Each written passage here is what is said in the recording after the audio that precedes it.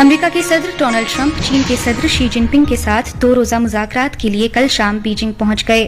مذاکرات کے دوران ایران جنگ، توانائی کے عالمی بحران، تجارتی کشیدگی، تائیوان اور مصنوعی ذہانت جیسے موضوعات ایجنڈا میں شامل رہنے کی توقع ہے۔ ایران کے ساتھ جاری جنگ کے بیچ اسرائیلی وزیر اعظم بنیامین نتن یاہو خفیہ طور پر UAE پہنچے اور انہوں نے ملک کے صدر سے ملاقات کی۔ نتن یاہو کے دفتر سے جاری بیان کے مطابق اسرائیلی وزیر اعظم نے UAE کے صدر شیخ محمد بن زائد ال نہیان کے ساتھ بات چیت کی۔ اس بیان میں مذکورہ میٹنگ کو اسرائیل اور UAE کے درمیان تعلقات میں ایک تاریخی کامیابی بتایا گیا ہے، حالانکہ کامیابی سے متعلق تفصیلات کا ذکر نہیں کیا گیا۔ دوسری جانب UAE نے اسرائیلی وزیر اعظم کے دورے سے متعلق رپورٹوں کو مسترد کیا ہے۔ ایک سوشل میڈیا پوسٹ میں UAE کی وزارت خارجہ نے کہا کہ رپورٹس غلط ہیں اور اس بات پر زور دیا کہ اسرائیل کے ساتھ UAE کے تعلقات خفیہ نہیں بلکہ کھلے ہیں اور سرکاری طور پر اعلان کردہ ابراہیم معاہدے پر مبنی ہیں۔ پوسٹ میں مزید کہا گیا ہے کہ کوئی خفیہ میٹنگ نہیں ہوئی ہے۔ ایران نے مذکورہ رپورٹ پر شدید رد عمل کا اظہار کیا ہے۔ ایران کے وزیر خارجہ عباس عراقچی نے خلیجی ممالک کو اسرائیل کے ساتھ تعاون کرنے پر خبردار کیا اور کہا کہ ایران کے خلاف اسرائیل کا تعاون کرنے والے کسی بھی ملک کو جواب دہ ٹھہرایا جائے گا۔ واشنگٹن میں قائم centre for strategic and international studies نے اس بات کا جائزہ لیا ہے کہ اگر چین تائیوان پر حملہ کرتا ہے تو کیا ہو سکتا ہے۔ سینٹر کے ڈیفنس اینڈ سیکیورٹی ڈپارٹمنٹ کے ایک اعلیٰ مشیر مارک کیسین نے کہا کہ ان کے تجزیے سے پتہ چلا کہ امریکہ تب بھی چین کا مقابلہ کرنے کے قابل تھا، لیکن نقصانات بہت بڑھ گئے تھے۔ انہوں نے کہا کہ امریکہ کو کئی سالوں تک حربی کمزوری کا سامنا کرنا پڑ سکتا ہے۔ امریکی صدر ڈونلڈ ٹرمپ کے دورہ چین سے قبل ایرانی حکام نے بیجنگ کے ساتھ اپنے مضبوط تعلقات کو اجاگر کیا ہے۔ ان کا کہنا تھا کہ امریکی دباؤ کے باوجود ایران کے بارے میں چین کا موقف تبدیل نہیں ہوگا۔ چین میں ایران کے سفیر عبدالرضا رحمانی فضلی نے سوشل میڈیا پر پوسٹ کیا کہ دونوں ممالک کے درمیان تعلقات کی مضبوط بنیادیں تعمیر کی گئی ہیں۔ انہوں نے مزید کہا کہ دونوں ملکوں کے مابین قدیم تہذیبوں اور گہرے ثقافتی رشتوں کا اشتراک موجود ہے۔ ایرانی وزارت خارجہ کے ترجمان اسماعیل بقائی نے مذاکرات میں امریکی مطالبات کو غیر منصفانہ قرار دیا۔ انہوں نے کہا کہ مذاکرات کا عمل کچھ دینے اور کچھ لینے پر مشتمل ہونا چاہیے۔ بقائی نے کہا، اگر آپ یک طرفہ طور پر سمجھتے ہیں کہ مذاکرات 100% اطمینان بخش ہیں تو یہ بات چیت نہیں بلکہ اپنی مرضی کو دوسروں پر مسلط کرنا ہے، اور کم از کم جہاں تک ایران کا تعلق ہے ایسا کسی بھی صورت میں نہیں ہونے دیا جائے گا۔ انہوں نے خبردار کیا کہ ایرانی افواج ممکنہ امریکی زمینی کارروائی سمیت ہر طرح کے حالات کے لیے تیار ہیں۔ ٹرمپ نے منگل کو واشنگٹن میں نامہ نگاروں کو بتایا کہ وہ تہران کے ساتھ صرف کوئی اچھا معاہدہ ہی کریں گے، اور یہ کہ جنگ بندی کا بدستور جائزہ لیا جا رہا ہے۔ ایران کے ایک سرکاری میڈیا ادارے کا کہنا ہے کہ سپاہ پاسداران انقلاب اسلامی IRGC نے آبنائے ہرمز کے آپریشنل زون کی نئی وضاحتی تعریف جاری کی ہے تاکہ اس کی حدود کو نمایاں طور پر وسیع کیا جا سکے۔ منگل کی رپورٹ میں کہا گیا ہے کہ IRGC نے اس علاقے کی دوبارہ وضاحت کرتے ہوئے ایک ایسا اسٹریٹجک زون قرار دیا ہے جو مشرق میں خلیج عمان کے بندرگاہی شہر جاز سے مغرب میں خلیج فارس کے سب سے بڑے جزیرے قشم سے آگے کے علاقے تک پھیلا ہوا ہے۔ اس میں کہا گیا ہے کہ نئی تعریف کے تحت آبنائے ہرمز اب مشرق سے مغرب تک تقریباً 500 کلومیٹر طویل ہے، جو گزشتہ چوڑائی سے 10 گنا زیادہ ہے۔ اطلاعات کے مطابق IRGC کے ایک سینئر اہلکار نے کہا کہ ایران خطے میں ہونے والی ہر پیش رفت پر گہری نظر رکھے ہوئے ہے اور اپنے قومی مفادات کی خلاف ورزی کی ہرگز اجازت نہیں دے گا۔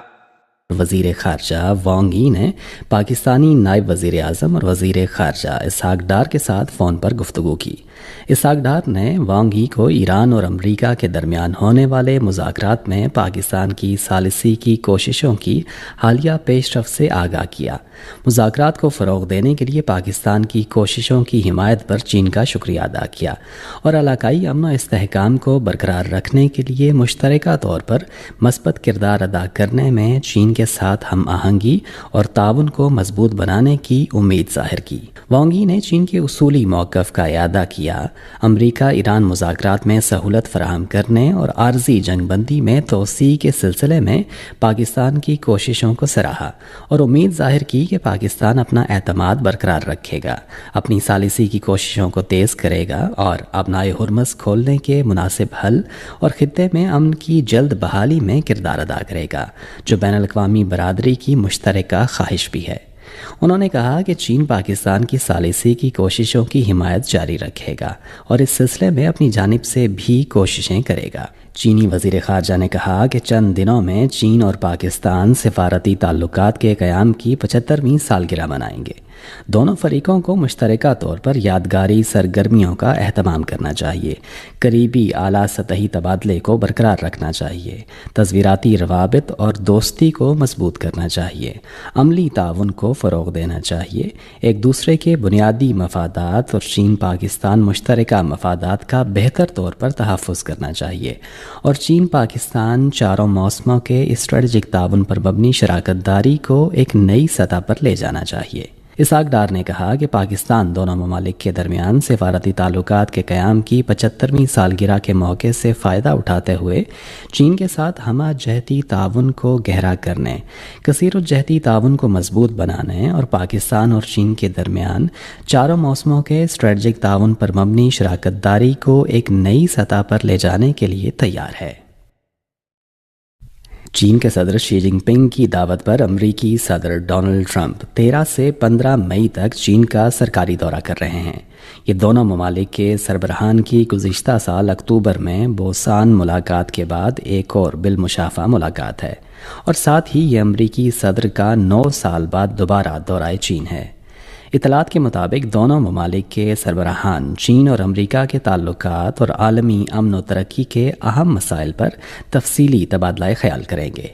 عالمی برادری کو بھی توقع ہے کہ چین اور امریکہ کے سربراہان کی ملاقات چین امریکہ تعلقات کو استحکام کی سمت دکھائے گی اور دونوں ممالک کی شراکت داری اور دوستی دنیا کو مستحکم توقعات فراہم کرے گی۔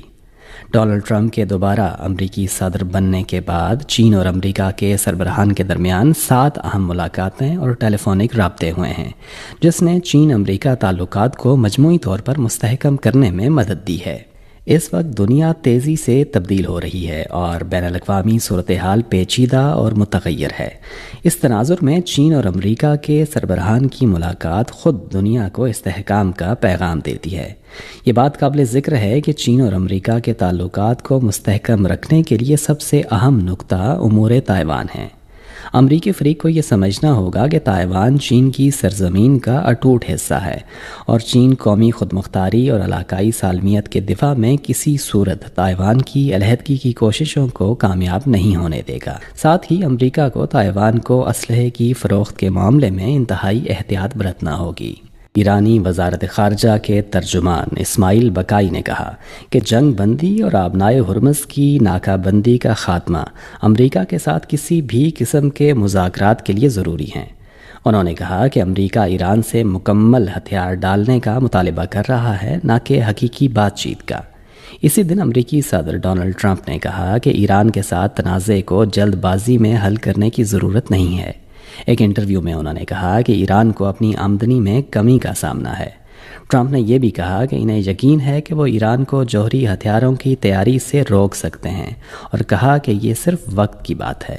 6 مئی کو فرانسیسی صدر ایمنوئل میکرون نے کہا کہ انہوں نے ایرانی صدر مسعود پزشکیان کو تجویز پیش کی تھی کہ ایران فرانس اور برطانیہ کی قیادت میں آبنائے ہرمز میں ایک کثیر القومی حفاظتی آپریشن پر رضامندی پر غور کرے۔ اس کے جواب میں ایران نے 10 مئی کو خبردار کیا تھا کہ بحری جہاز کی حفاظت کی آڑ میں کوئی بھی بیرونی فوجی تعیناتی بحران کو بڑھا دے گی۔ صرف ایران ہی آبنائے ہرمز کی سلامتی کی ضمانت دے سکتا ہے اور اس میں کسی بھی دوسرے ملک کی مداخلت قابل قبول نہیں ہے۔